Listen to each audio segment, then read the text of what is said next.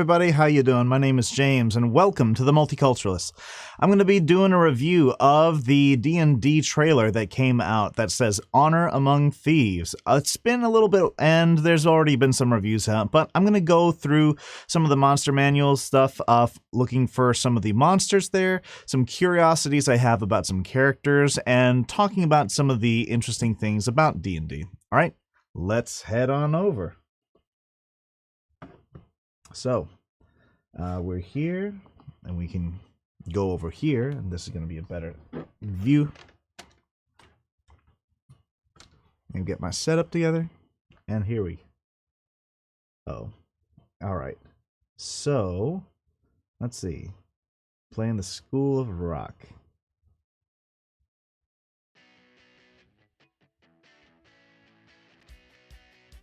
Let's check this.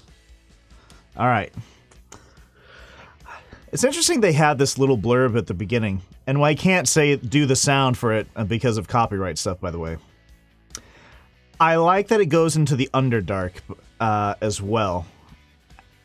And it seems as though we have... I didn't know it before, but that's Neverwinter, and I wouldn't have known. That's a black dragon, and it's spewing acid, but the acid may either be very, very dark... Yeah, it seems like it's a dark green kind of acid, if I'm being honest. Love the locations. I don't know where those are. I'm not sure what kind of artifact that is either. That guy is either Vecna or it might be somebody else. However, you see those red robes. Those are from the Red Wizards of Thay. I think they're over in the Cormenthir region of Faerun, if I remember correctly.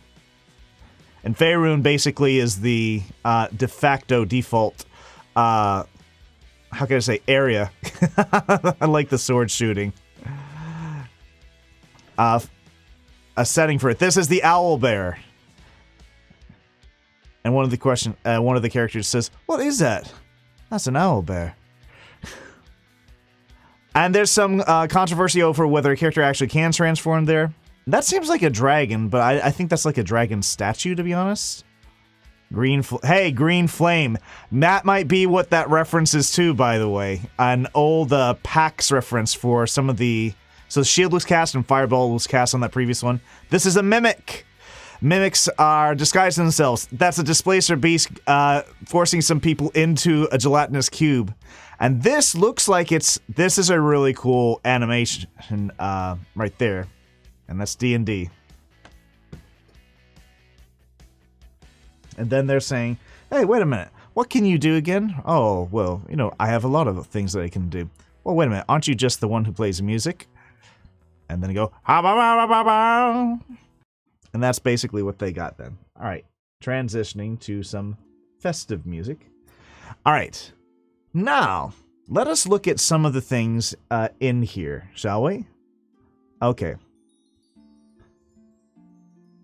Now, if we can take a look-see here, I want to get to the Displacer Beast. Well, this is a black dragon first, okay?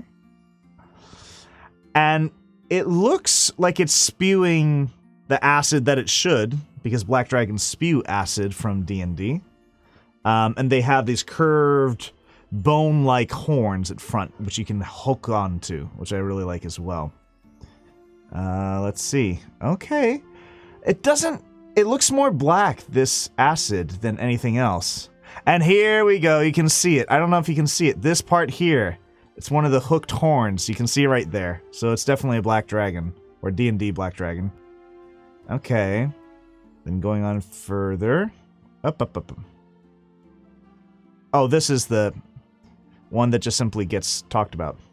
Now here's the thing that I'm just so curious about. I don't know what type of dragon this is. In the corner there. And that's the dragon that comes alive. I would have said at first it must have been some form of a... I thought it was going to be maybe a gold dragon or a bronze dragon, and the reason is that you can see the wings. So, the wings of this dragon here, when they expand outward... whoosh, whoosh, whoosh. There you go. Whoosh, whoosh, whoosh, whoosh. Like that. When they expand out... you get this kind of bat-like how can I say, a detail of it where the flaps go along with it. Yeah, and you can see that they're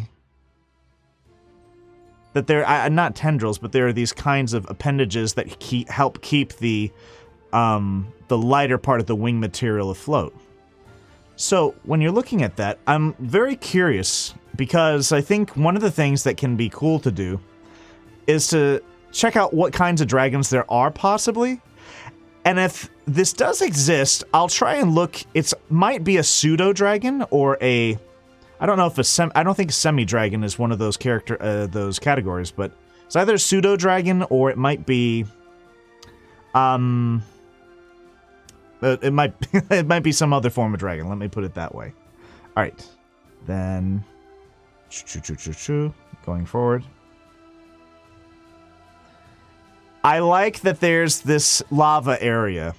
Feels a little bit like Mario, but at the same time, I know that it's also, you have the dwarves that make different kinds of crafts and armors down below, and the Underdark also has areas like that. If you check out Baldur's Gate 3, there are many areas like that. I think it was the Dwemer, no, Dwemer is Skyrim.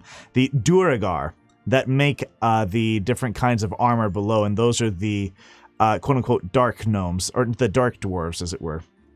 I'm very interested in these statues. I don't know exactly what they're supposed to be. They look like they're giving alms, or maybe they have offerings for people.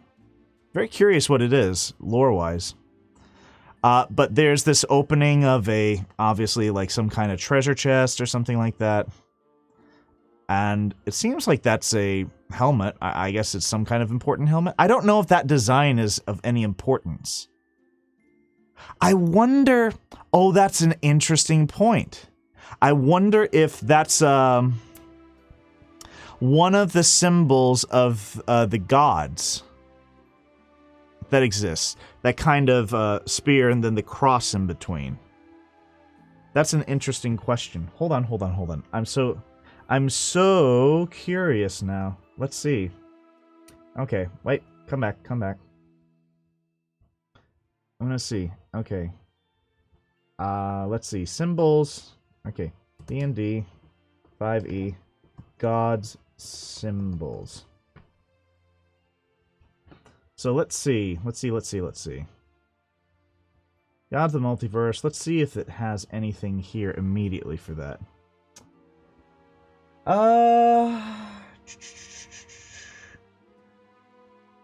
Not seeing it immediately. That doesn't mean it doesn't exist, though. I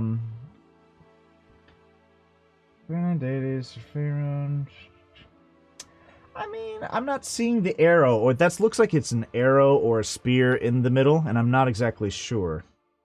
Doesn't seem as though... Oh, here's we go. Let's see. No. It might be a hammer. It might be a mace in between. And that might be a mace, too, now that I think of it. But I'm not seeing anything so far.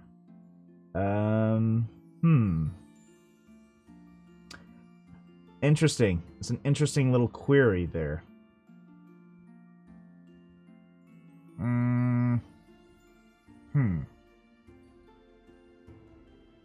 Let's see. Well, maybe let's do this. D&D 5e, God, God symbol. Nope, no thank you. And that's a mace? Mace.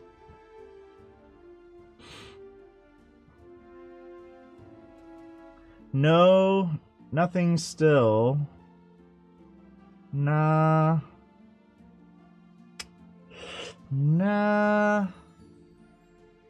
I'm trying to see if this is a symbol I can recognize or find real quickly, and I guess I'm not. Okay, whatever. I'm not going to make this any longer than I have to. Okay. Arrow.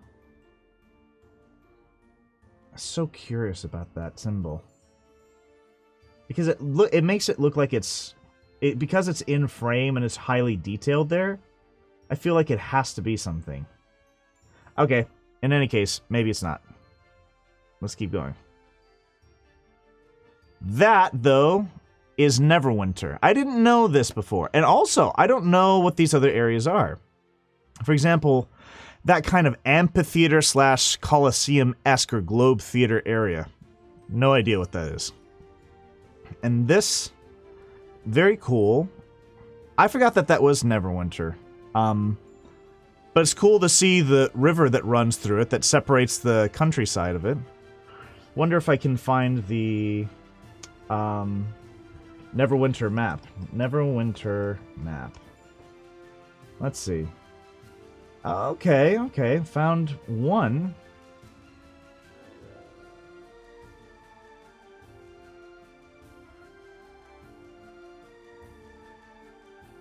DM's Guide to Neverwinter. Oh, well, maybe I found it. I don't know. Oh, yes, I think I did find it. So this island is kind of on its own moat, and I don't know the name of it, but it is on its own as well.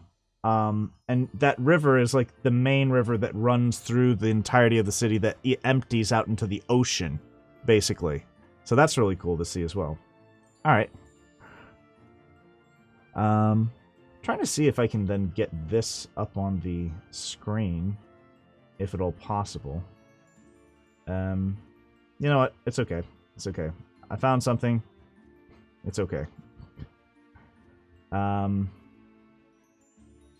Let's get this. And this one, here we go. So this is a dragon. It's a black dragon. Probably an adult dragon. Spewing acid on people. Flying low. Maybe it's a young dragon. Doesn't look so big. I don't know why that explosion happened. Oh, no. There was some kind of, like, catapult that happened. So let's look here, okay? Let's look at our black dragon here. Okay? He's opening his mouth. And then, if we bring this up... Or not that, but this one. Almost. Hey, there we go. There we go. I can then open this up.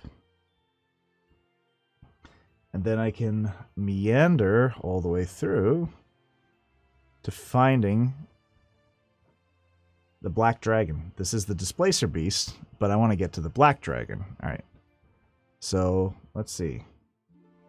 Oop. Page 2, sure. Why not? Here's the monster manual. Boom, boom, boom, boom. And looking through, our black dragon, or it might be under dragon now that I think of it. Probably is. Dragon shadow. Oh, that's interesting. It's a dragon shadow? Dragons! Ah! Because there's so many. That's true. There's tons of different dragons there. Okay. Young red shadow dragon. Okay. Right. There's a Dracolich, and then there's a doppelganger. Okay. Dracolich is a dragon, but it's also... That's a very specific adult blue dragon. We are looking for black dragon. Oh, here we go. Immediately. There we go. You see this? That is a young wormling. Or it's a... Yeah, I think that's a wormling. Right there. You can notice the type of bat-like wings and hooked claws on the ends of this. The horns just about to bud out, and then the front of the mouth having this kind of like a concaved nose that's almost like a skull, which is really cool when you look at that. And here, bump, is our beautiful ancient black dragon. I don't think this is an ancient one. I think this is an adult. Or it might be a young one, but I think it's an adult at least, because it looked fairly big. So if you look at this, compared with what we got on screen here, let's see how big this is comparatively. This is a pretty big dragon. Okay, and look at how long it is compared to the bodies of these people here. So I don't think it's ancient. But, let's say an adult black dragon. Okay? And let's look at some of the, the details of that adult black dragon, yeah? Okay. up? Well, I would definitely want to make this more? I guess more. Let's see. Nah, this is fine. This is fine, I think. Yeah, this is fine. So, if we're looking here, one of the things we can see is that for an adult black dragon, it's a huge dragon, it's chaotic evil, it does whatever it pleases, it doesn't follow law, which is interesting, so it doesn't necessarily obey the hierarchy of the dragons, of the evil chromatic dragons. Armor class 19, so it would be very dangerous. 195 hit points, speed 40 feet, flying speed 80 feet, and then swim is 40 feet. It can swim, I remember, because it's in usually very dark and dank places where there's a lot of water. It has a cave layer that's fairly similar in some cases to the green dragon, because they both have swamp-like areas that they live in, that they try to make their home. But it also has, if I remember, some areas that it can go into and then stay in, have some like another chamber where there's more water that it can just simply rest in. So its swim is that. Flying is very fast, of course. Strength 23, Dex 14 to con these. Its immunity is acid because it breathes out acid. Yeah, sense, blind sight. Let's see. It has multi-attack. It's amphibious because it has its own layer in there. Dragon can breathe air and water. Legendary resistance. It can resistance. Frightful presence. All dragons have that, where it can scare people and they run away. Maybe that's what you're seeing in the video there. It has a tail attack. It has a claw attack. It can take 3 legendary actions. And they're to detect anything, because as an adult dragon, you're very highly perceptive. There's a tail attack and a wing attack. And the wing attack is 2 actions. The dragon beats its wings, and each creature in them must succeed on dexterity throw or take bludgeoning damage or be knocked prone. Okay. All right. So, and that goes to the idea that it can have its wings be so powerful that basically it collapses people underneath it. The wind it generates is going to be that powerful. And yeah, I'm wondering if there's any Black Dragon lore here that I can introduce you guys to. Oh, here we go. Great. Oh, no. Well, it has chromatic dragons, right. Chromatic dragons, basically they are offspring of Tiamat. Tiamat is the queen of all chromatic dragons, and Black Dragon is one of the most cruel of them all. One of the most dangerous. It takes pleasure in the pain of other things, and really, how can I say, seeks to be, I think, evil. Okay, here we go. Okay. A Black Dragon. The Black Dragon. The most evil-tempered and vile of the chromatic dragons. Black dragons collect the wreckage and treasures of fallen peoples. These dragons loathe seeing the weak prosper and revel in the collapse of humanoid kingdoms. They make their homes in fetid swamps and crumbling ruins where kingdoms once stood. With deep-socketed eyes and broad nasal openings, a black dragon's face resembles a skull. Its curving, segmented horns are bone-colored near the base and are darkened to dead black at the tips. As a black dragon ages, the flesh around its horns and cheekbones deteriorates, as though eaten by acid, leaving thin layers of hide that enhance its skeletal appearance. A black dragon's head is marked by spikes and horns. Its tongue is flat with a forked tip. Drooling slime, whose acidic scent adds to the dragon's reek of rotting vegetation and foul water. When it hatches, the black dragon has a glossy black scale. As it ages, its scales become thicker and duller, helping it blend into the marshes and blasted rooms that are its home. Brutal and cruel. All chromatic dragons are evil, but black dragons stand apart for their sadistic nature. A black dragon lives to watch its prey beg for mercy, and will often offer the illusion of respite or escape before finishing off its enemies. A black dragon strikes at its weakest enemies first, ensuring a quick and brutal victory, which bolsters its ego as it terrifies its remaining foes. On the verge of defeat, a black dragon does anything it can to save itself. But it accepts death before allowing any other creature to claim mastery over it. Foes and servants. Black dragons hate and fear other dragons. They spy on draconic rivals from afar, looking for opportunities to slay weaker dragons and avoid stronger ones. If a stronger dragon threatens it, a black dragon abandons its lair and seeks out new territory. Evil lizard folk venerate and serve black dragons, raiding humanoid settlements for treasure and food to give as tribute, and building crude draconic effigies along the borders of their dragon master's domain. A black dragon's malevolent influence might also cause the spontaneous creation of evil shambling mounds that seek out and slay good creatures approaching the dragon's lair.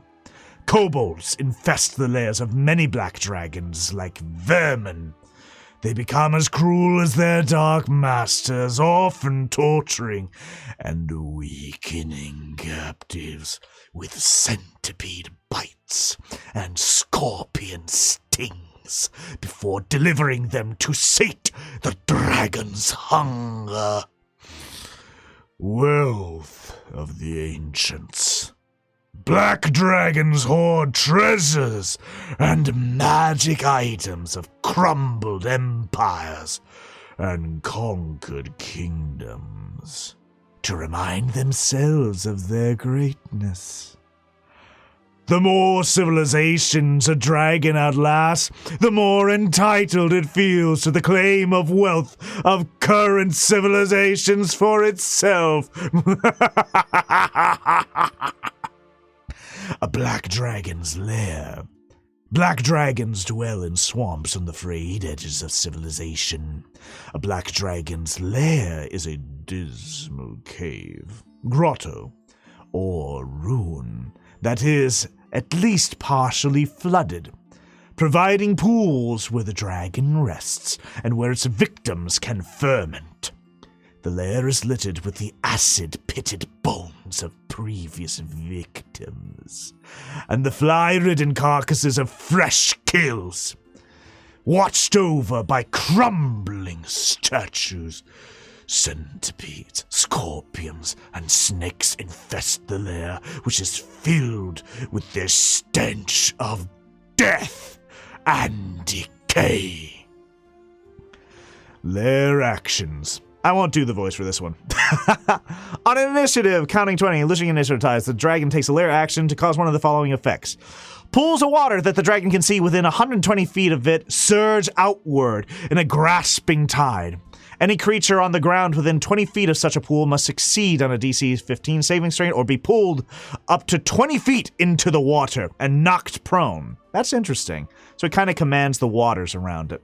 A cloud of swarming insects fills a 20-foot radius sphere centered on the point the dragon chooses within 120 feet of it. That's interesting. So then whatever the insects are within its domain, it then controls where to send them within that moment. The cloud spreads around the corners and remains until the dragon dismisses it as an action, uses the lair action again, or dies. Cloud is lightly obscured. Any creature in the cloud when it appears must make a DC 15 Constitution saving check. So you have to take a check or take damage and things like this. Magical darkness spreads from a point of the dragon chooses within 16 feet of it. Oh, darkness. So the spell darkness is really crippling. Most of your player characters are going to want to be able to see, and that's what most do in general. The problem is, though, if you can't see your target, how can you even argue to the dungeon master that you have a lock on the target? You can't. You're in darkness now, and you have to possibly... I do this with my players. I hope they forgive me for it. Basically, I make them roll to see if they can even target it, to see how likely it is that they even have gotten the right area. I either do a percentile die or 2d10s, or sometimes I just roll on a d20 to see if they can stay on target, because they're not completely sure where their target has moved should darkness have been cast while they were fighting. And this also, I think, is fair to give for any kind of check that requires sight. So it might be a DC check for dexterity. They get disadvantage. Magical darkness spreads from a point with the dragon chooses within 60 feet of it. That's really harsh. And the thing why that's so harsh is because if you have a lair with that, 60 feet is a dash movement. So you have to spend one whole turn doing nothing but moving away, or you have to spend 2 turns taking an action and then using 30 feet, assuming that your character has 30-foot speed, and then do it again. That's really crippling. A creature, and this is the real crazy thing, a creature with dark vision can't see through this darkness, and non-magical light can't illuminate it. So it has to be, like, if you cast light, that's one thing, but you can't have a torch and then see through it. Regional effects. This might be important if they have to slay the dragon for some reason. The region containing... I'll say this, why not? The region containing a legendary black dragon's lair is warped by the dragon's magic, which creates one or more of the following effects. The land within 6 miles of the lair takes twice as long as normal to traverse, since the plants grow thick and twisted, and the swamps are thick with reeking mud. Water sources within a mile of the lair are supernaturally fouled. Enemies of the dragon that drink such water regurgitate it within minutes. Fog lightly obscures the land within 6 miles of the lair.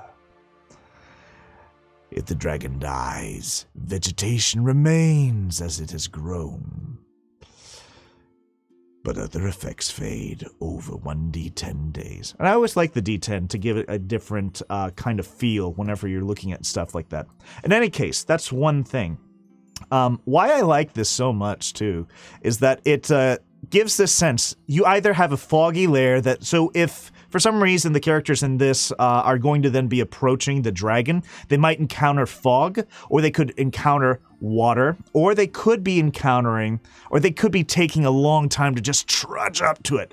And the whole time, the black dragon, if it's legendary, I don't think this is a legendary black dragon, by the way, may then be very, very aware of their presence. Let me put it that way. Okay, I think that's it for Black Dragon. Oh, beautiful blue dragon, but that's not what we want right now. Hoocha, hoocha, hoocha. All right, so let me get this back up here. True, true, true. Okay, let's get that black dragon. That beautiful black dragon. Where's that beautiful? Where's that beauty? Oh my God, look at that. Look at that. Tell me that's not beautiful.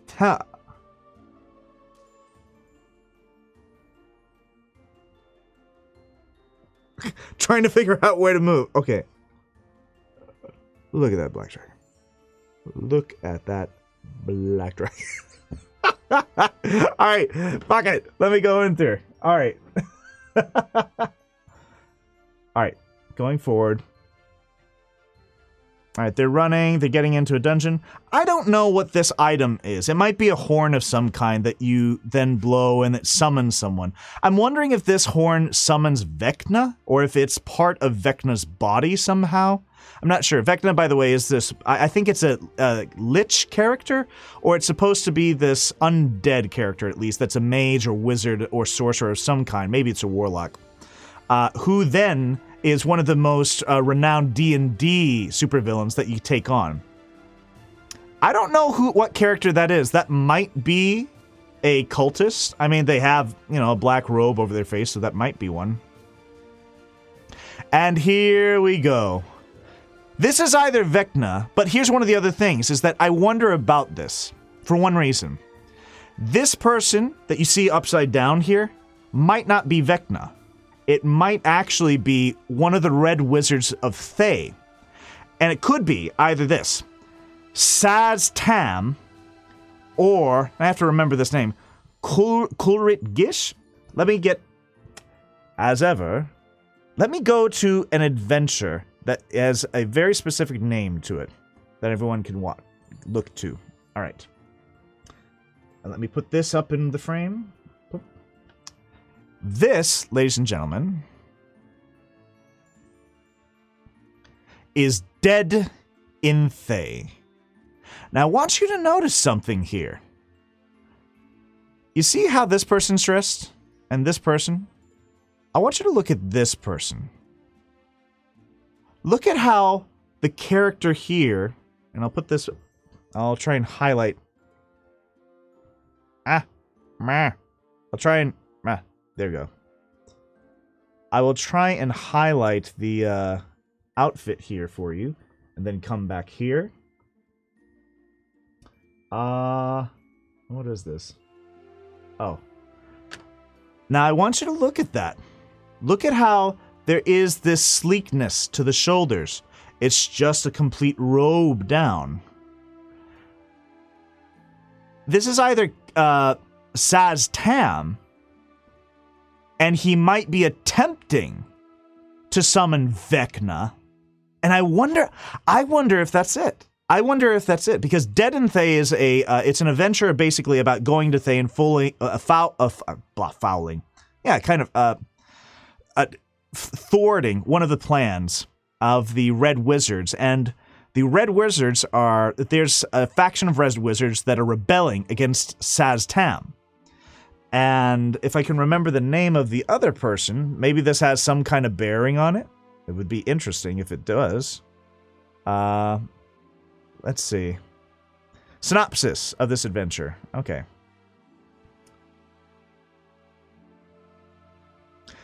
Although the adventure begins in the north, most of it takes place in Doom Vault, one of the deadliest dungeons in Thay and all Faerun.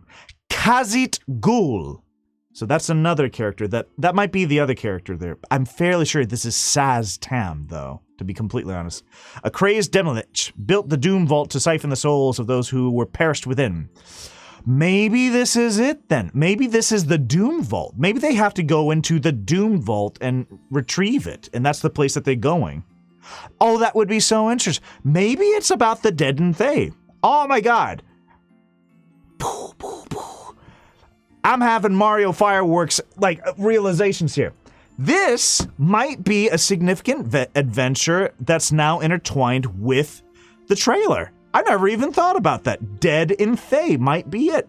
Again, look at the costume design that you have of the two different characters here, right? I just showed you. Khazit Ghul, a crazed Demilich, built the Doom Vault to siphon the souls of those who perished within. Saz Tam and his followers enslaved Ghul. That's interesting. They enslaved him and repurposed the Doom Vault as a monstrous menagerie and arcane laboratory. Interesting. Their incursion into the Bloodgate Nexus brings the players into the plots of the Thayan resurrection. Rebel Red Wizards opposed to Saz Tam's rule. One of those rebels is a conjurer in control of the Bloodgate portal network. She uses the failing Bloodgate to draw the adventurers across the world to the Doom Vault. For the rebels to succeed and Thay's threat to the Sword Coast to be ended, Saz Tam's power must be broken. The characters make a concerted assault on the Doom Vault. Their overall goal is the phylactery vault of Khazit Ghul, which holds the phylacteries of Saz Tam's elite lich servants. By destroying this vault, the adventurers can deliver a death blow to Saz Tam's power. As the assault unfolds, the adventurers discover that I think that's how you say it. That Saz Tam's overall plot connects to the Sundering. That's interesting. So if I remember correctly, I think the Sundering was the fourth edition's calamity. Basically, it was it was what made the huge landscape change occur, if I remember. I might be wrong about that. Overall plot connects to the Sundering. The gods have divested much of their power into the Chosen. Mortals who can help shape the realms to match the will of their divine benefactors. Saz Tam and his followers have reshaped the Doom Vault's magic, creating laboratories in which the divine power of the Chosen can be extracted and funneled into the Lich Lord's phylactery to fuel his pursuit of godhood. So, this might not be Vecna. This might not be Vecna. That might be Saz Tam summoning Vecna. And Vecna might, or maybe he's trying to use Vecna's power for himself for his godhood, like it is in the adventure Dead of Thay. So here's the adventurer's goals, right? I'll just go through this a little bit. Adventure goals. Over the course of this adventure, the characters must have the following. Destroy the Bloodgate by collapsing the elemental nodes in the Bloodgate Nexus. Okay, destroy the Bloodgate. Explore the Doom Vault and deal as much damage to the Thayans as possible. Okay, just kill a bunch of Thayans. Learn how to access the Phylactery Vault and destroy the phylacteries within it. That's a pretty damning one. That's how you actually kill a lich, by the way. You have to kill the phylactery in order for it to die. Otherwise, if you kill the lich, it's kind of like just killing an avatar of something. It goes back into this vessel of phylactery. And then they will eventually, like Sauron from Lord of the Rings, re-emerge somehow. The villain's goals are straightforward. Defend the Bloodgate, Nexus, and Doom Vault and kill the adventurers. However, not all the characters' potential foes share these goals. So, the opportunity exists to turn enemies into allies, or at least useful tools. I'm so interested in if this is part of like the movie now, because this is an early adventure.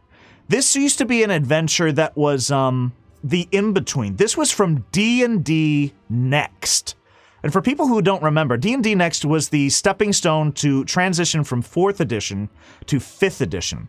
And it was during this playtesting era, trying out new stats and new, basically, fundamentals of how to play D&D, that they then dive into this. So that's really cool. That's super, super duper cool. That's super duper cool. I just wanted to say that, okay, guys? I'm so curious. Because I'm trying to look and see if there's like a tattoo on his head. I can't see a tattoo on his head, so maybe it's Vecna. But this could be Saz Tam. Because his eyes are sunken. Okay, the next thing is, these are the Red Wizards of Thay, you can see. All these people seem like normal people, to be completely honest. Or they might be cultists. I mean, they all have kind of like dark clothing. Okay, now you see these magic spells being done. I think these are all different versions of S.H.I.E.L.D. being cast by the Red Wizards of Thay. And you're going to see that they have red, how can I say, red things. This might be Time Stop? I'm not exactly sure. But it's interesting because this person was in the beginning. Remember, we saw them just a moment ago. So I'm not sure what that means for them. And I'm so curious if they're trying to raid the vault of Saz Tam then. And this is how this extends. And she seems like she could be a red wizard. And because look at her. Her cloak, it's red. Her clothing underneath is red there. And you can see that the adventurers are right beside her. So I'm so curious that they took Dead and Thay and then inspired it for this. I'm sorry, I'm just kind of geeking out over this. That's so cool. Okay, so there's a time stop or time slowed or something like that. I love this force, and I love the spider. Spider's a spider. I'm not going to go through all the ins and outs of a spider. You know what spiders are. Okay.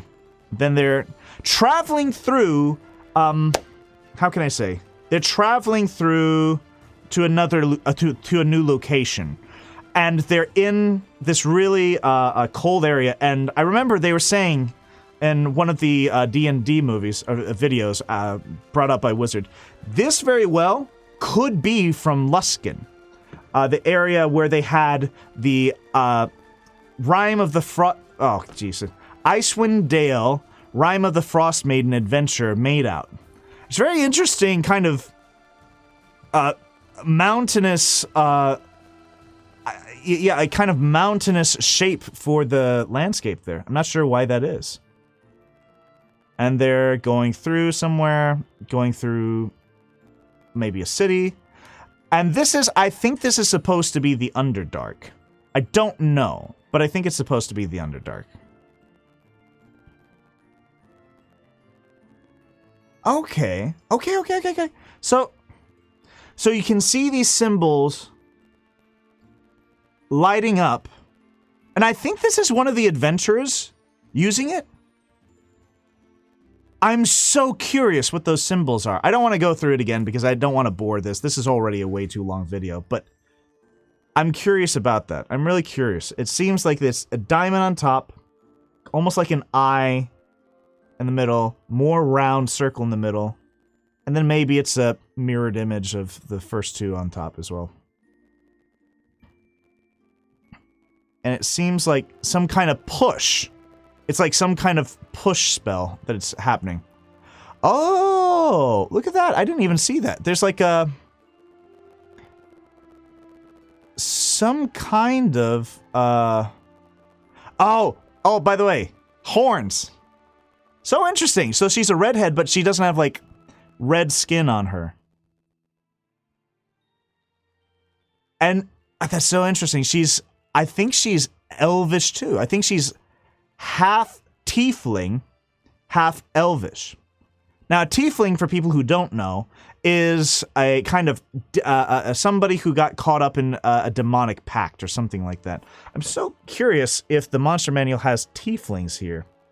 Because I remembered they were part of some stat block, but I don't remember if they were included as being monsters or not, for the sake of just having a stat block to use in a D&D thing. Taras, Strike Green, no, you don't have tieflings in here. Okay, never mind. My bad. Sorry. Sorry, tiefling character. Okay, so they go on. And the owl bear. And it's a white owl bear, too, which is interesting. You usually see, like, kind of brownish owl bear. I don't know why this one has a white complexion to it.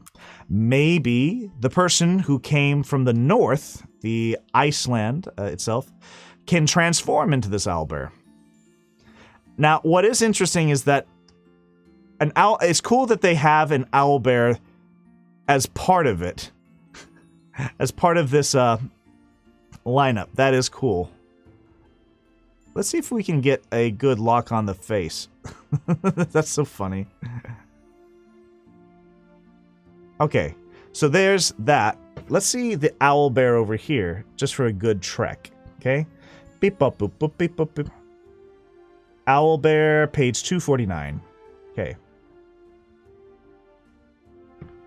that's the Otyug, but I need an owl bear. Here we go.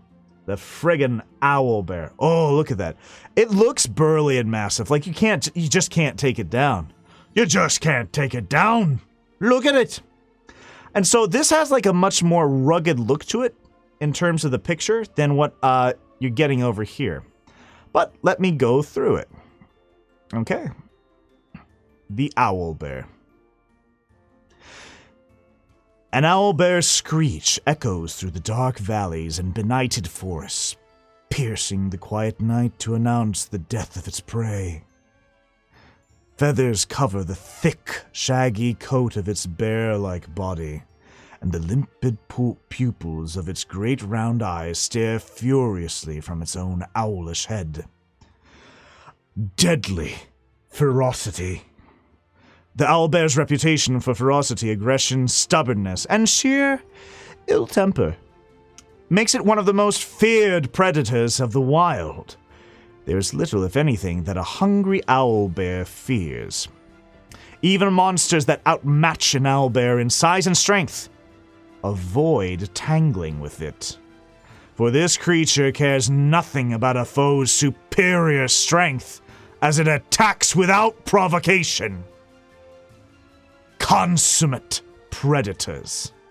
An owlbear emerges from its den around sunset and hunts into the darkest hours of the night, hooting and screeching to declare its territory, to search for a mate, or to flush prey into the hunting grounds. These are typically pores familiar to the owlbear, and dense enough to limit its quarry's escape routes. An owlbear makes its den in a cave, or ruin, littered with the bones of its prey. It drags partially devoured kills back to its den, storing portions of the carcasses among the surrounding rocks, bushes, and trees. The scent of blood and rotting flesh hangs heavy near the owlbear's lair. I don't know why I always make it evil. Attracting scavengers and thus luring more prey. Owlbears hunt alone, or in mated pairs. If quarry is plentiful, a family of owlbears might remain together for longer than is required to rear offspring. Otherwise, they part ways as soon as the young are ready to hunt. Savage companions. Although they are more intelligent than most animals, owlbears are difficult to tame. However, with enough time, food, and luck, an intelligent creature can train an owlbear to recognize it as a master, making it an unflinching guard or a fast and hardy mount. People of remote frontier settlements have even succeeded at racing owlbears, but spectators bet as often on which owlbear will attack its handler as they do on which will reach the finish line first. Elven communities encourage owlbears to den beneath their treetop villages, using the beast as natural defense during the night. Hobgoblins favor owlbears as war beasts, and hill giants and frost giants sometimes keep owlbears as pets. A starved owlbear might show up in a gladiatorial arena, ruthlessly eviscerating and devouring its foes before a bloodthirsty audience. Owlbear origins. Scholars have long debated the origins of the owlbear. The most common theory is that a demented wizard created the first specimen by crossing a giant owl with a bear. However, venerable elves claim to have known these creatures for thousands of years, and some Thay insist that owlbears have always existed in the Feywild. And that's all the stats that we get. That's all the lore we get. It's an interesting monstrosity as it is. And it is a monstrosity, which is where, by the way, this is what a lot of people have been complaining about. Apparently, and I'm not completely sure about the spell, but if you are a druid, you can only turn into other beasts. You cannot turn into monsters. An owlbear technically is a monster. How can you turn into that then? This is a large monstrosity. It is unaligned. Armor class a little bit better than regular. It's 13 natural armor class. Strength is 20. It's a challenge rating of 3, which means 4 player characters of level 3 could take it, and it would be a decent challenge, is the idea of the challenge rating. There's a constitution. Its charisma is next to nothing. Its intelligence, not that intelligent. It's fairly good at perception. It senses, it has dark vision and 60 feet. Or it has dark vision of 60 feet, so it can see in the night. Very good for hunting. It has keen sight and smell. The owlbear has advantage on wisdom checks that rely on sight or smell, so it's a good hunter that way. It can make 2 attacks, and those attacks can be with its beak or its claws. Okay, very cool. Let me get back to the beautiful... Oh, look at that. Look at that beautiful owlbear. Ah, let's sigh. I love some of the D&D art. It's just beautiful. Up. You know what? Let me get over here. There we go. Okay. So, now on to the next part. Beep bump beep bump beep. I love that he smashes him down into the fucking ground.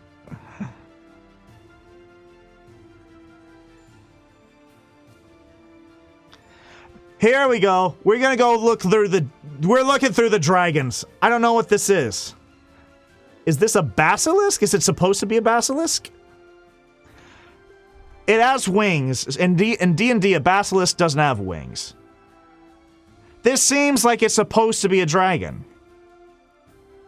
I don't know what dragon this is supposed to be, and it's driving me nuts.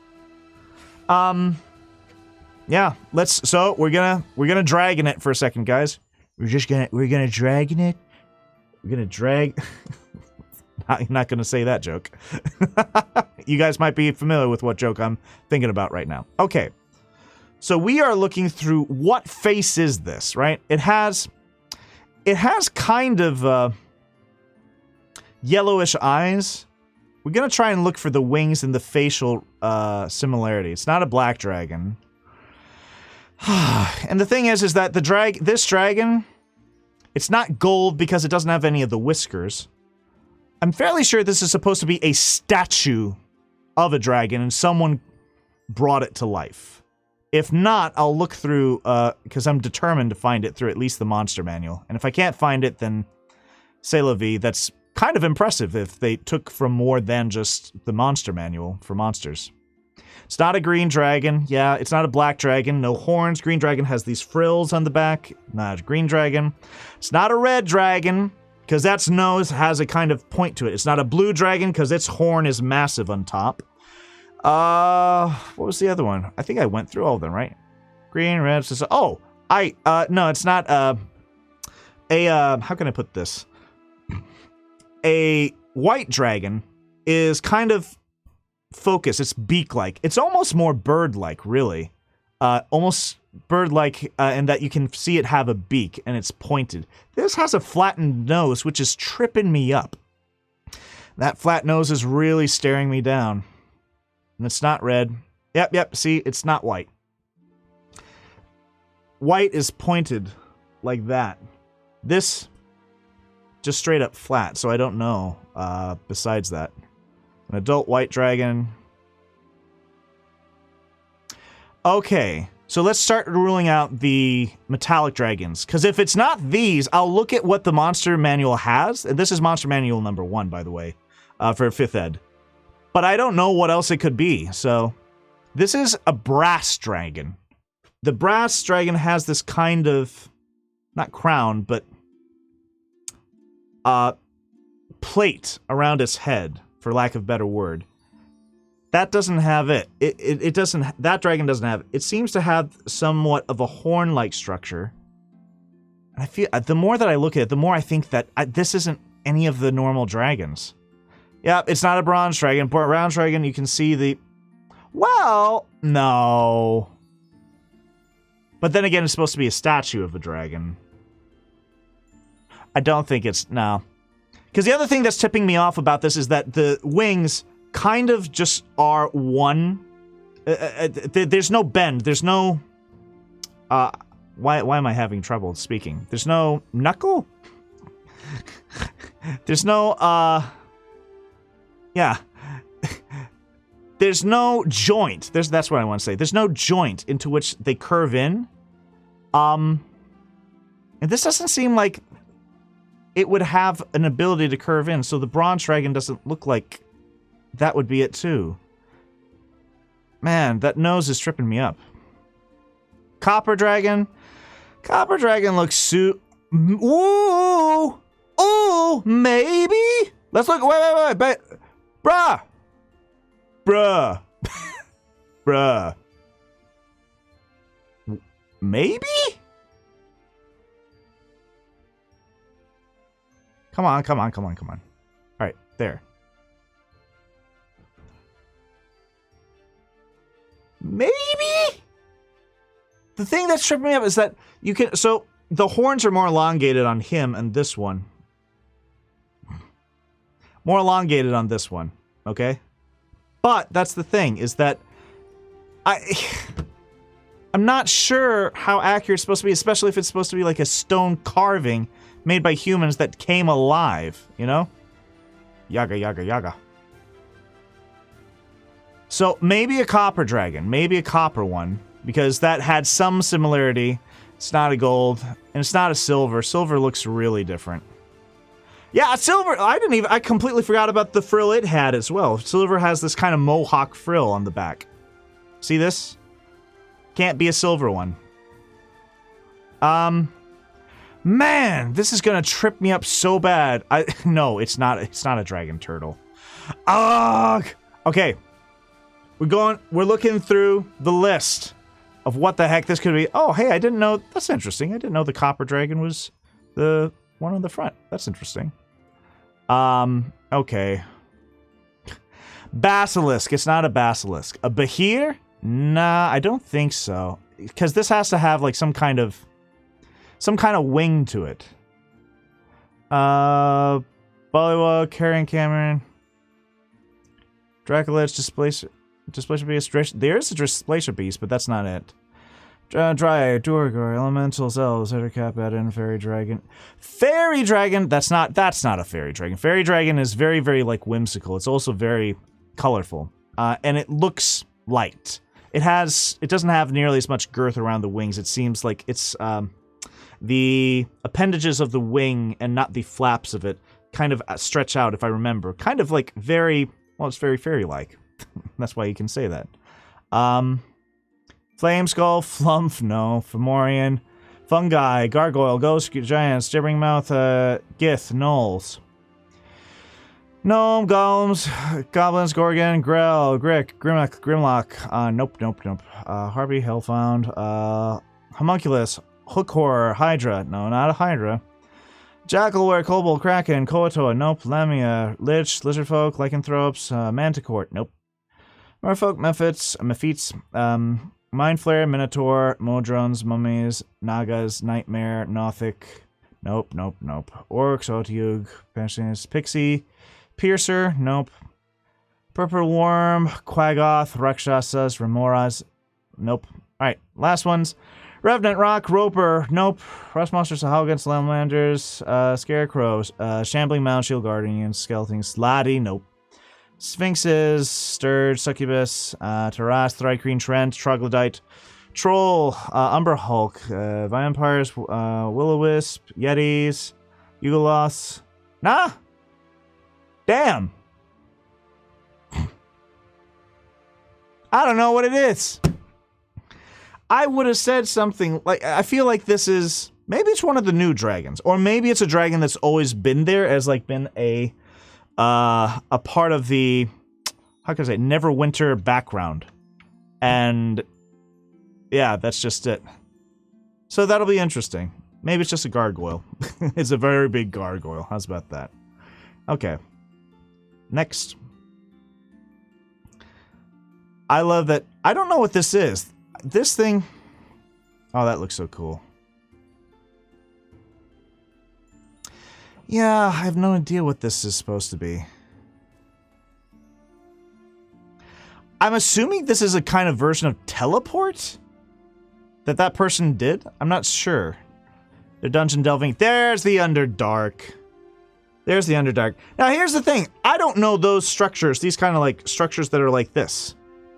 This is possibly Menzoberranzan. Menzoberranzan is the place that, I keep forgetting. Dritzt. I keep forgetting his last name, but he's a famous night elf, not night elf, sorry, drow character from the D&D universe that comes from here. He's been to Menzoberranzan. It's where the drow race slash species is, where they have a whole society that has basically a lot of inner politics, where there's tons of crazy stuff. There's slavery, there's business with the Duergar, there are There are the spider religions and driders, which are half dark elf, half tarantula-esque monstrosities. There's the practice of praising Lolth as the goddess there, which is a spider queen. So it's interesting they're going through all these. I'm so interested in these I keep wondering if any of these tattoos mean anything. So I think this is a person from the Red Wizards of Thay, but I don't... I would guess that. I would guess they're part of the Red Wizards of Thay. But I'm going to say this right here. Check this out. So, for people who don't know why I'm geeking out a little bit over this, let me explain this. I started with 4th edition Dungeons & Dragons. Here's why this is important. There didn't used to be a Critical Role. There didn't used to be a huge Twitch scene for online D&D. There was no Start Playing Games. There was no Zoom. Well, there was Zoom, but it wasn't really used for gaming at all. There was no Roll20. That didn't exist at all. All of the things that you had to do to play D&D had to be in person. And the thing is that you knew how to play D&D once you were in a D&D campaign. It's really hard to pick up a book of D&D and understand how to play it. Like, really hard. Because you're making all these mistakes. But when you have something to basically copy that's being done in real time, you say, oh, they did that. That's when you do this check. That's when, as a DM, you ask for this check. Oh, I get it. And the first time that I ever saw that was with, Acquisitions Incorporated at many of the PAX, P-A-X conventions. Whether it was East or some other version of PAX, Acquisitions Incorporated with Penny Arcade made for great D&D. And it was the first D&D I ever saw live being played and understood what was going on. I finally got it. And it was DM'd by Chris Perkins, and one of the special guest stars that was on there, whom also then created a number of things, like Geek Squad, Geek and Sundries, not Geek Squad, sorry. Geek and Sundry, and had also created a TV show or a web series for, I think it was Tabletop, a tabletop web series. Will Wheaton from Star Trek was one of the players.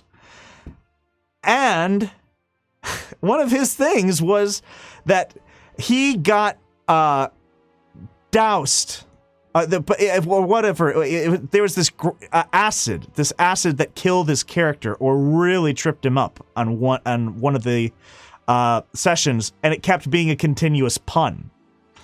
So with that, what was so cool is that whenever Chris Perkins, the DM, would mention, and now you get encompassed by the green flame, the audience would then erupt out with green flame as being part of its, as being part of the hype. But I don't even think it started with Chris Perkins. I think Will Wheaton actually started that, where he had some kind of power where he would then maybe do an Eldritch Blast or something like that. I can't remember.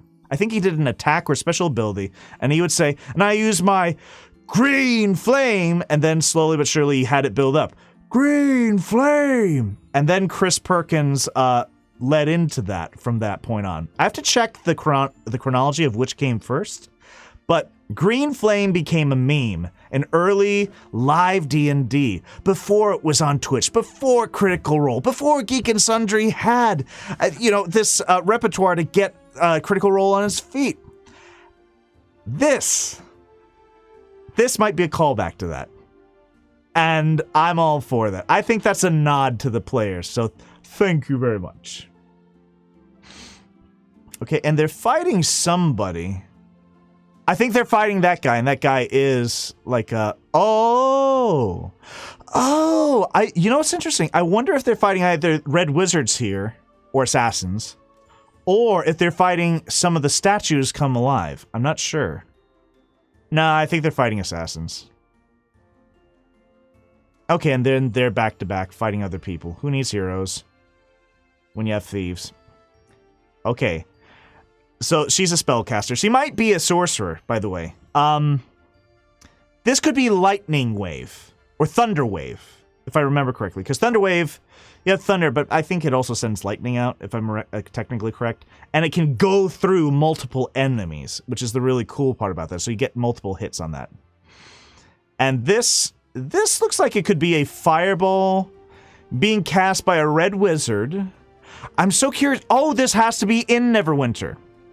You know why I'm saying that? I don't know Neverwinter that well, and I don't know these two statues either that well. You could probably spot these statues in Neverwinter the video game, though. But that structure, that kind of amphitheater coliseum structure you see there, that's what we saw at the beginning of this trailer. So that's so cool. And he's casting it, and somebody, I think that's the other person who, yeah, that's the younger, and I think slightly shorter person who was with the PCs. He's casting Shield when you have thieves.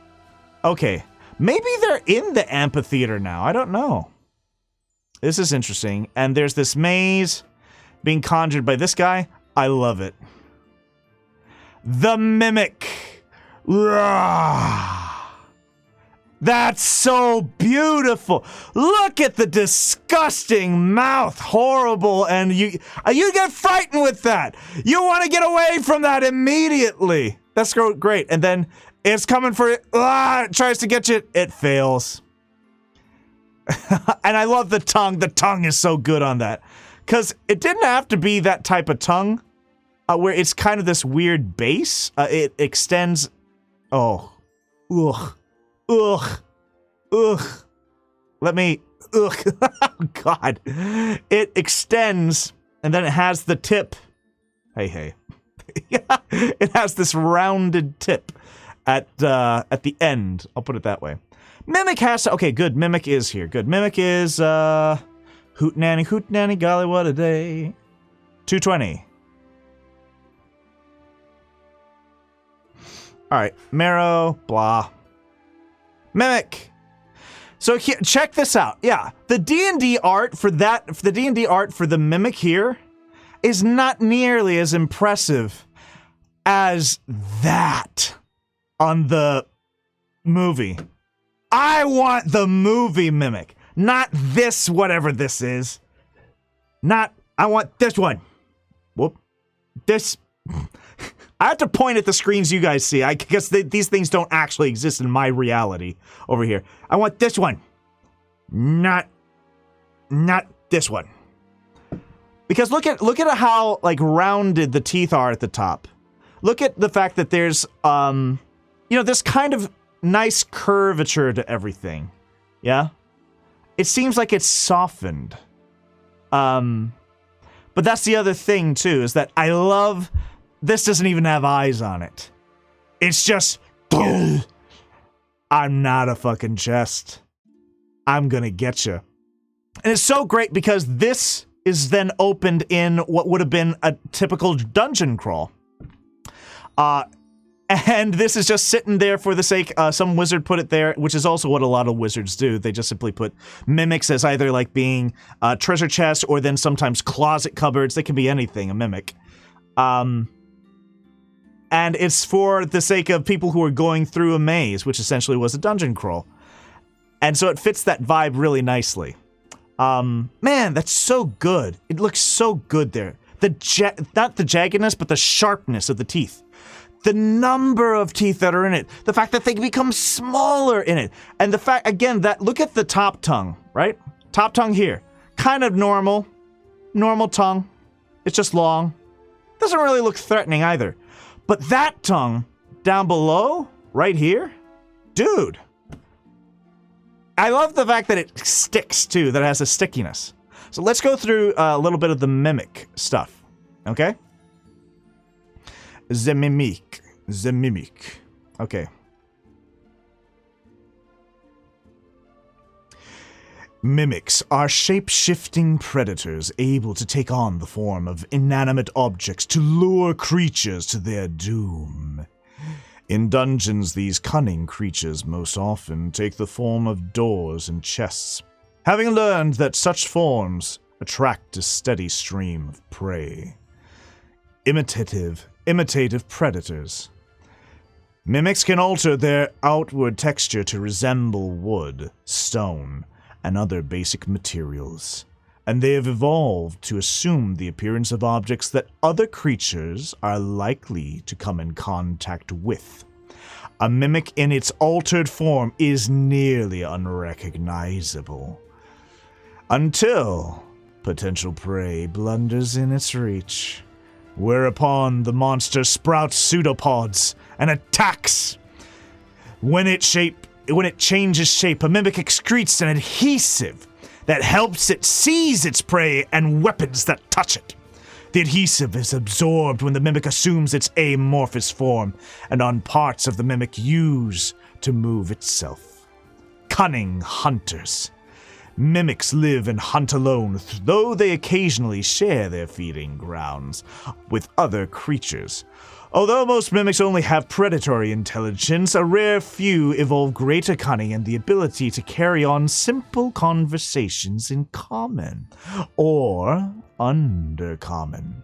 Such mimics might allow safe passage through their domains or provide useful information in exchange for food. And I like that that's there, just to be clear, so that's where that adhesive part comes. When it changes, a mimic excretes an adhesive that helps it seize its prey and weapons that touch it, blah, blah, blah, blah, blah, blah, right? So that's what that is. And that was clever for them to then have that tongue lash out to try and get the player, or the person, the adventurer, and then it stuck to a wall, and then it dragged itself to it. That's really good thinking. I like that, cleverness on behalf of the writers there.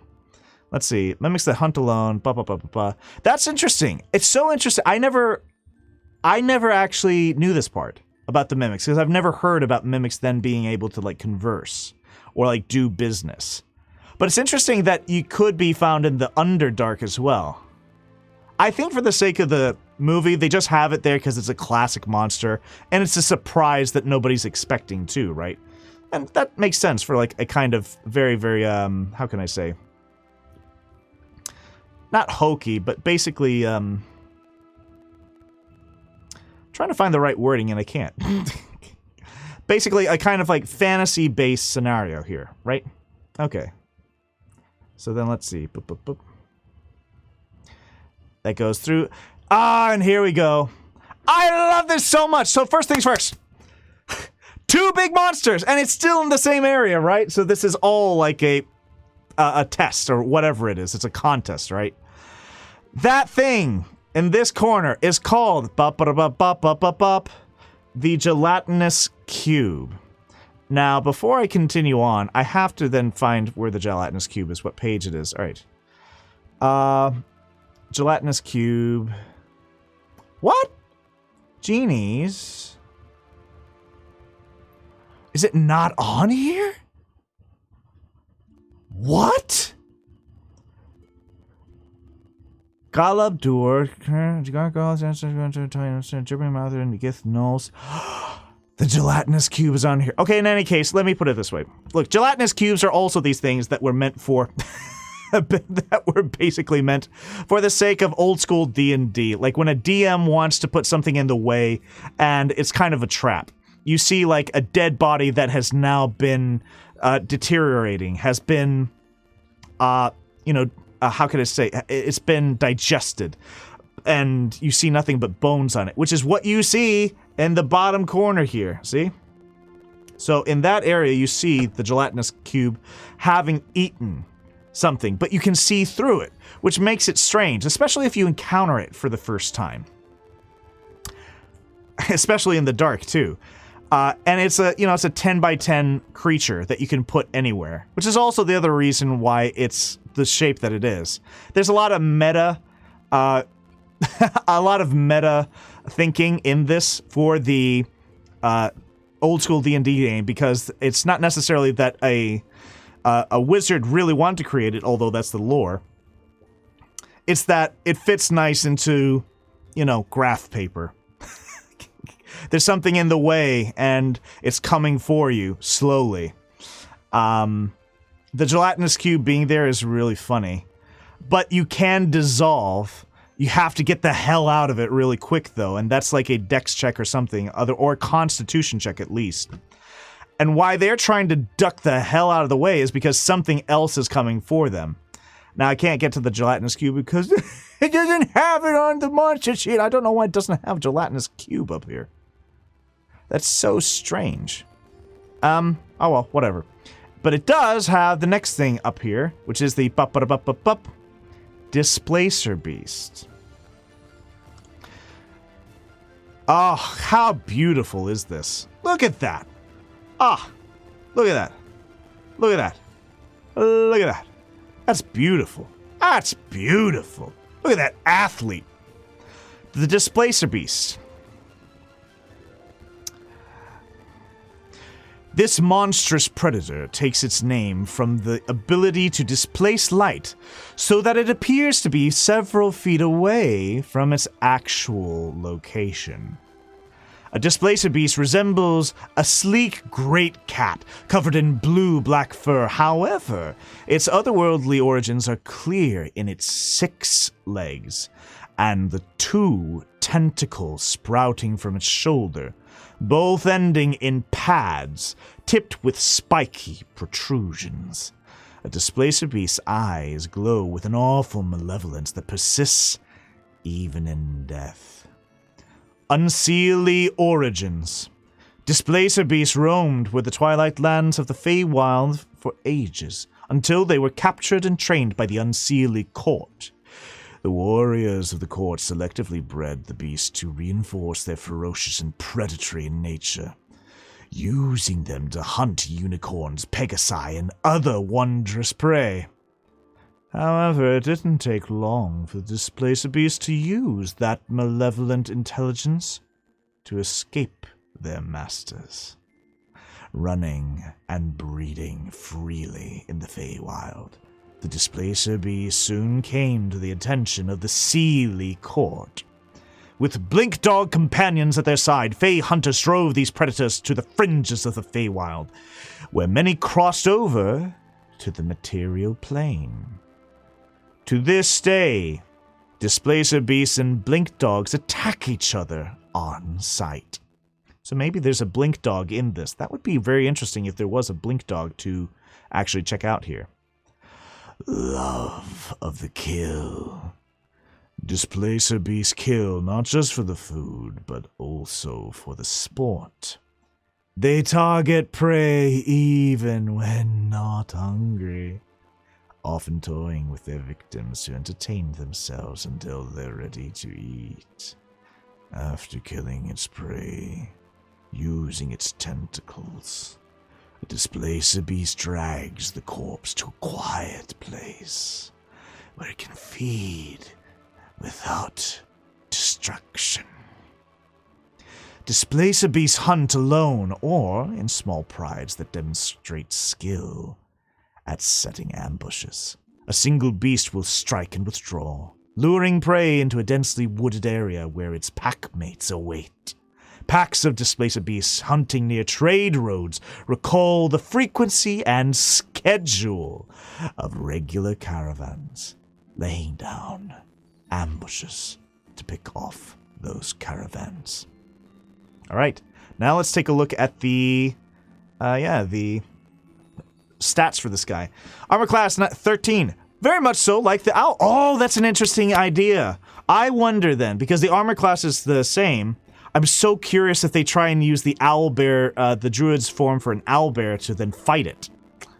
Because then maybe, that'd be a cool thing. A displacer and owl beast battle. That would be really cool. All right. Hit points 85, speed 40 feet, so a little bit faster than normal people.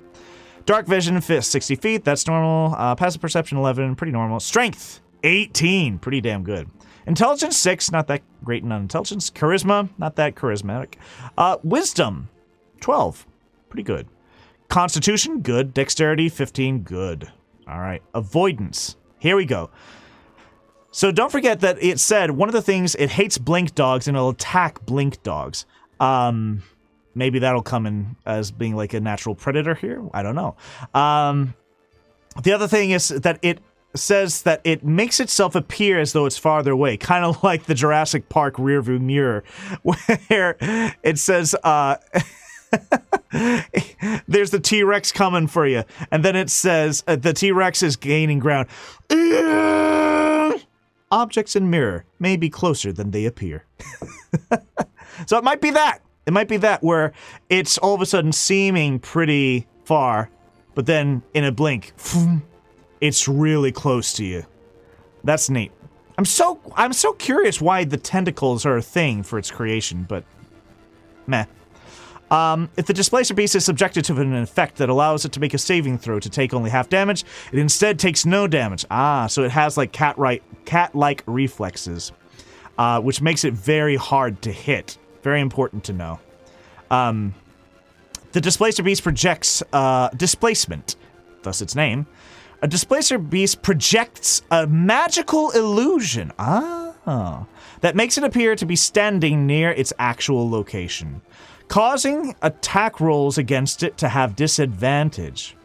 If it is hit by an attack, this trait is disrupted until the end of its next turn. Okay. So it can't do it, how can I say? If it went first and is trying to hide, and that's turn, and then the PC attacks it, and it then hit, it can't use that ability the immediate next round. That's interesting. Okay. This trait is also disrupted while the Displacer Beast is incapacitated or has speed of 0. Oh, that's interesting. So if it has speed of 0, you can definitely hit it then. That's interesting. So it sounds like it's almost like more of a mirror illusion. Like you make a double right next to you, and then that's what's making people think that it's one place when it's not. But I feel like if it can make, an illusion of itself, it's almost like... Well, in any case, I feel like the description gave it the idea that it's maybe closer than it appears, meaning that maybe it looks like it's farther away, but it's in reality closer to you. Well, it is what it is. Multiple attack and a tentacle attack! 6 to hit. Wow, nice. 1 target. Displacer Beast makes 2 attacks with its tentacle. So, okay, so that's going to be how it mainly attacks. Bludgeoning damage plus piercing damage. Great. Oh, one more part. These are prized guards and pets. Intelligent evil creatures favor Displacer Beasts as pets, but a Displacer Beast enters such an alliance only if it appears beneficial. A Displacer Beast might guard a vault or act as a bodyguard for a prominent individual. So again, I'm so curious of how... I'm wondering... Well, I don't think so. I think this is just a beast in there for the sake of, getting to see a Displacer Beast. Oh, that look at that. Look at this. Look at this beautiful beast. This beautifully terrifying beast. And then look at... They dive into the gelatinous cube. And there they go. The 2 tentacle attacks with its prongs. Oh my god. I love the sharpness of these, of everything that's coming out of these beasts. I love the sharpness of the teeth of the mimic. I love the prongs of the Displacer Beasts being as sharp as they are. They look like those fly traps that you can see.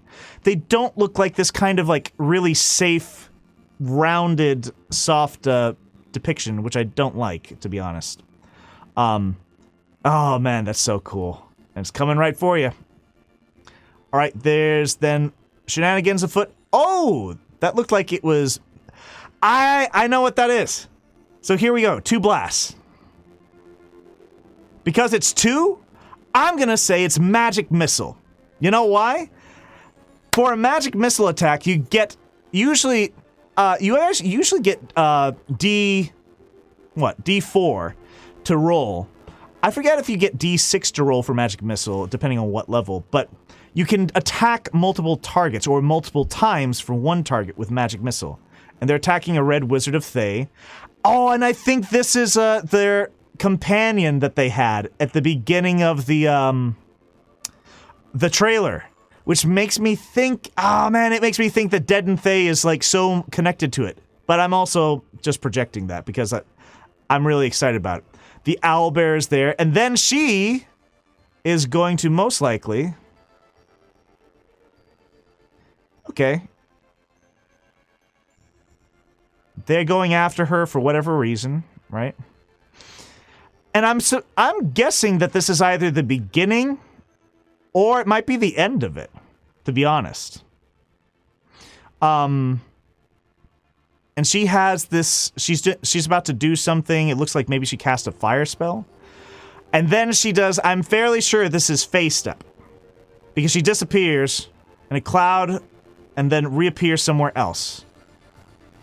And this, I'm not sure about the fat dragon. Look, I'm a big guy, okay? I want to get rid of my weight. But that fat dragon, I'm not sure about, man. But, I gotta... Because they mentioned it as being a red dragon...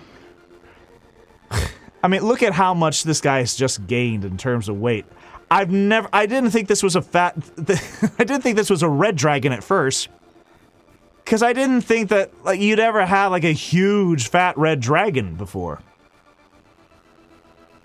But you can engorge yourself. I mean, if you're just arrogant and he is breathing fire, and the horns are along the lines of a red dragon. So let me actually get to that part. The red dragon part. If I can at least get back to the dragon area. And dragons are on page... they're on page 86. Okay. Right. Page 87. Dragons. Black dragon. Okay. Green dragon. Red dragon. There we go. There's a red dragon. You see how different this looks, though? It's just... It looks so different. Like, look! He's got this fat foot and this little fin coming out. Just a little bit of a fin. But if you look at the red dragon here, right? And this is like an adult red dragon, just saying. I'm just saying. Hey. And it has that long curved horn in the back, right? But then you look at this guy down here.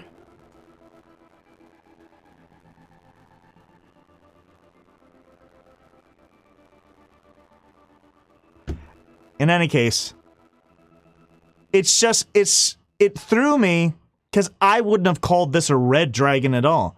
But in D&D, they were saying, no, this is a red dragon, which kind of threw me. And I was like, really?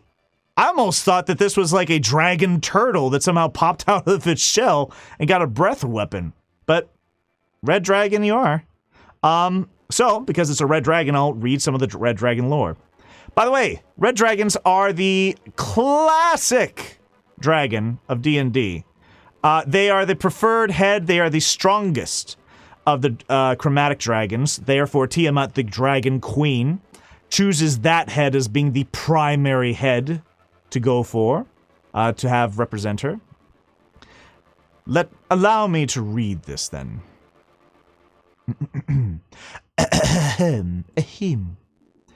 Red dragon, the most covetous of the true dragons. Red dragons tirelessly seek to increase their treasure hoards. They are exceptionally vain, even for dragons, and their conceit is reflected in their proud bearing and their disdain for other creatures. The odor of sulfur and pumice surrounds a red dragon, whose swept back horns and spinal frill define its silhouette. Its beaked snout vents smoke at all times, and its eyes dance with flame when it is angry. Its wings are the longest of any chromatic dragon, and have a blue-black tint along the trailing edge that resembles a metal burned blue by fire. The scales of a red dragon wormling are a bright glossy scarlet, turning a dull deeper red and becoming as thick and strong and metal as the dragon ages. Its pupils also fade as it ages, and the oldest red dragons have eyes that resemble molten lava orbs. Mountain masters. Red dragons prefer mountainous terrain, badlands, and any other locale where they can perch high and survey their domain. Their preference for mountains brings them into conflict with the hill-dwelling copper dragons from time to time. Arrogant tyrants! Red dragons fly into destructive rages and act on impulse when angered. They're so ferocious and vengeful that they are regarded as the archetypical evil dragon by many cultures. No other dragon comes close to the arrogance of the red dragon. These creatures see themselves as kings and emperors, and view the rest of dragonkind as inferior, believing that they are chosen by Tiamat to rule in her name. Red dragons consider the world and every creature in it as theirs to command. Status and slaves. Red dragons are fiercely territorial and isolationist. However, they yearn to know about the events of the wider world, and they make use of lesser creatures as informants, messengers, spies, and they are most interested in news about other red dragons, with which they compete constantly for status. When it requires servants, a red dragon demands fealty from chaotic, evil humanoids. If allegiance isn't forthcoming, it slaughters a tribe's leaders and claims lordship over the survivors. Creatures serving a red dragon live in constant terror of being roasted alive and eaten for displeasing it. They spend most of their time fawning over the creature in an attempt to stay alive. Obsessive collectors. Red dragons value wealth above all else, and their treasure hoards are legendary. They covet anything of monetary value and can often judge the worth of a bauble to within a copper piece at a glance. A red dragon has a special affection for treasure claimed from powerful enemies it has slain, exhibiting the treasure to prove its superiority. A red dragon knows the value of its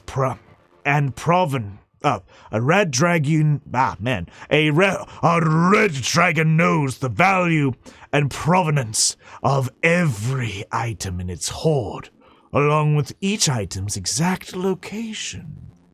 It might notice the absence of a single coin, igniting its rage as it tracks down and slays the thief without mercy.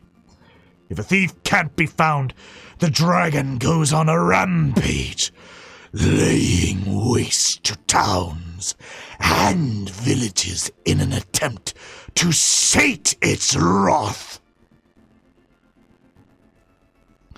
A red dragon's lair. Red dragons lair in high mountains or hills, dwelling in caverns under snow-capped peaks, or within the deep holes of abandoned mines and dwarven strongholds. Caves with volcanic or geothermal activity are the most highly prized red dragon lairs, creating hazards that hinder intruders and letting searing heat and volcanic gases wash over a dragon as it sleeps. With its hoard well protected deep within the lair, A red dragon spends as much of its time outside the mountain as in it. For a red dragon, the great heights of the world are the throne from which it can look out to survey all it controls. The wider world it seeks to control. Throughout the lair complex, servants erect monuments to the dragon's power, telling the grim story of its life, and the enemies it has slain, and the nations it has conquered. Lair actions. So I'll just say these. On initiative count 20, losing initiative ties. The dragon takes a lair action to cause one of the following effects. The dragon can't use the same effect 2 rounds in a row. Okay. Magma erupts from a point on the ground, and the dragon can see within 120 feet of it. That's cool. Creating a 20-foot high, 5-foot radius geyser. Jeez.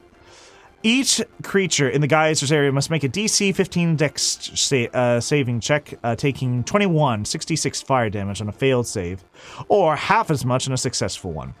So, it can just automatically throw up fire and magma. That's really cool. A tremor shakes the lair in a 60-foot radius around the dragon. Each creature other than the dragon on the ground in that area must succeed on a DC 15 dexterity saving throw or be knocked prone. Volcanic gases, so it shakes the lair and they basically fall down and it's a prone thing. Volcanic gases form a cloud in a 20-foot radius sphere, centered on a point the dragon can see within its 120 feet. The sphere spreads around the corners and the area is lightly obscured. It lasts until initiative count 20 on the next round. Alright. Each creature that starts its turn in the cloud must succeed on a DC 13 Constitution throw or be poisoned until the end of its turn. Okay. So, yeah, a cloud of, sulfur, essentially. All right, I think it's sulfur, isn't it? Form a cloud, volcanic gases. So it can be sulfur. Sure, why not? Otherwise, you're poisoned. Regional effects. Sure. I'll say this in the voice.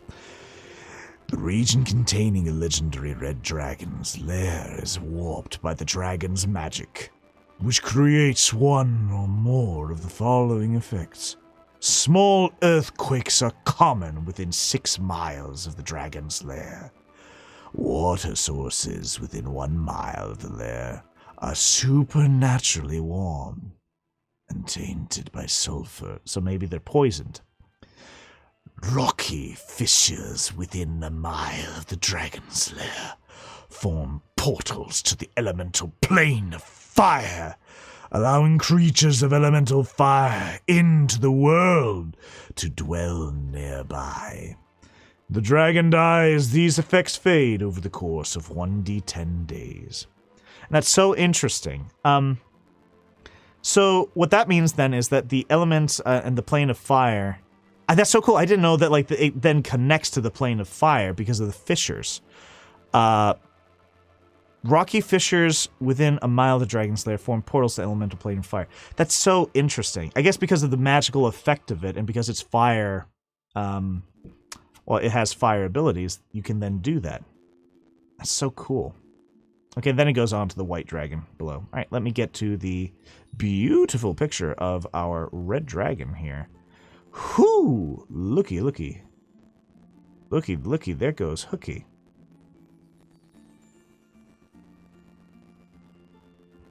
I'll zoom in on it. How's about that? Yike.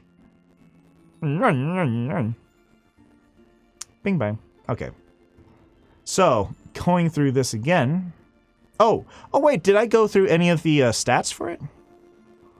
I forgot if I went through. Oh my god, I went through the legendary action. Did I go through all of it? Okay, so armor class 22. This is an ancient red dragon. Well, okay. Well, an adult. I'll go through an adult's ones, right? Legendary actions. It can detect. It can do a tail attack, wing attack. It's the same as the black dragon with a lot of this.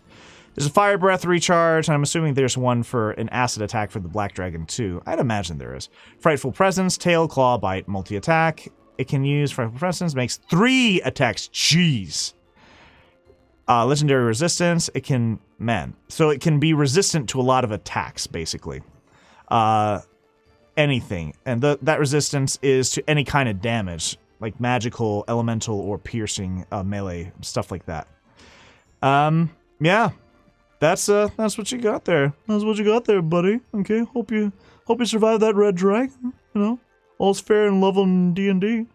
'Tis better to have delved than to have never dungeoned at all. You know what I say, buddy? And so that's all. Hate the game, not the dragon, as they say. You know. Okay. So, continuing forward, I think this was the last big creature. I'm just surprised how fat this damn dragon is. And so then it's just waiting there for one of the players to just enter its mouth. There's nothing it can do to stop it. But someone's taking, like, maybe this is like a special action, a leap charge that's then waiting for all this. Honor Amongst Thieves. So she's a tiefling. And an elf, I think. An elf tiefling. Or maybe a half and half. That way.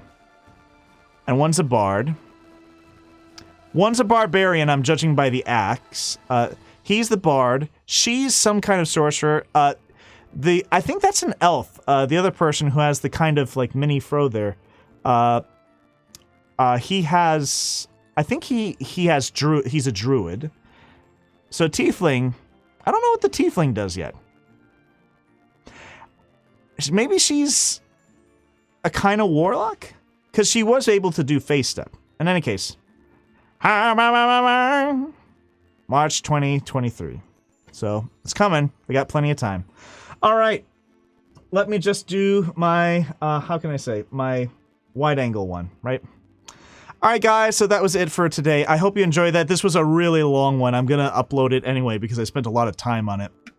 I think I might do another review of these things and then do my CHARJMISK, my translation into other languages after that. And it's just going to be a plain watch through, I think. Yeah, I think that's all it's going to be. Okay. In any case, hope everyone's having a good day and I hope you do well. All right. See you guys later and bye-bye.